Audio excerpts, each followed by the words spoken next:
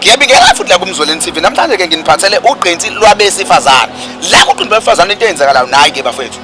Lana istofu ngiveleke kanjani? Ngifike sifile.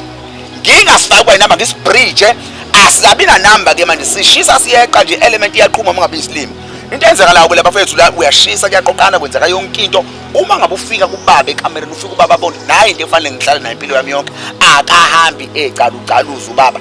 Nawe ke kuyokusiza ukuthi ungacalucaluza. Lana ke ama-ulcer awubambi yonke lento nje ngathi ila iyakuhlupha iyaphela la. Into engilwa kakhulu nayo ngoba ipain yama-ulcer bafethu ibhlungu ngathi ushisa umlilo kusokunale ndonde ezibasemathunjini la ziyaphela asizithothobalisi asithithibalisi ziyaphela zoyilonda lana nobhlungu lokuba sesibelethweni isinya sigcwala umoya ungazi bese ngathi uyachama mhlawumbe uphizwe umchamo ufike usha ama-drop ambalwa emchanyeni umuntu wesifazane inkinga eniba nazo lezo usha ama-drop amabili amathathu uthole ukuthi manje akusaqhubekeki kodwa usafisa ukuchama kodwa manje akusenzeki la iyaklineka ke lento ujumpa ama-date awaqondani ayajumpa la siyaqondisa ama-date into eyenzakala nje kwasifazane i1 iphunga elibi uma ngabe likhona siyaliqeda la isebenza bayibiza nge-discharge kanti kusuke kuhleli ukungcola esibelethweni yingakho ufuna kwenza i-pap smear lana uyaphela ukungcola i-discharge iyaphela into engifuna ukuthi vele ugijime ke uthathe le ndaba esescreenini